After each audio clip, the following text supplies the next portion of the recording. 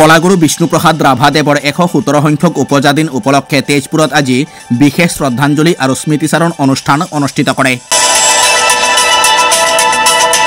উল্লেখ্য যে তেজপুৰ সমন্বয় ক্ষেত্ৰ পৰিচালনা সমিতিৰ উদ্যোগত আজি তেজপুৰত উক্ত অনুষ্ঠান অনুষ্ঠিত কৰে। আজিৰ উক্ত অনুষ্ঠানত তেজপুৰবাসী ৰাইজৰ লগতে কলাগুৰু বিষ্ণুপ্ৰসাদ ৰাভাদেৱৰ পুত্ৰ তথা তেজপুৰ সমষ্টিৰ বিধায়ক পৃথ্বীৰাজ ৰাভা উপস্থিত থাকি আজি তেখেতৰ পিতৃদেৱলৈ শ্ৰদ্ধাঞ্জলি জ্ঞাপন কৰে। যদি ধনে আতে তেনেহ'লে তেনেকুৱা এটা ঘৰ আমি নিৰ্মাণ কৰিম, য'ত আমাৰ ল'ৰা ছোৱালীয়ে বিষ্ণুৰাভাৰ এই পুৰণি ঘৰটোত আহি ফটো তুলিব পাৰিব বা তেখেতক স্মৰণ কৰিব পাৰিব।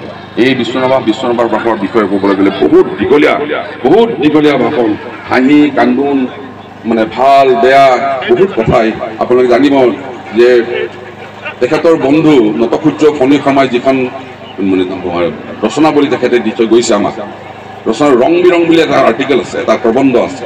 ৰং বিৰং যদি পঢ়ে আপোনাৰ হাঁহিবনে কান্দিবনে এনেকুৱা ধৰণৰ কথা। আৰু মই নিজেই এতিয়া অসমৰ বিভিন্ন ঠাইত বিষ্ণুপ্ৰসাদ ৰাভা কেনেকৈ পাইছিলে, কি আছিলে, কি মুহূৰ্ত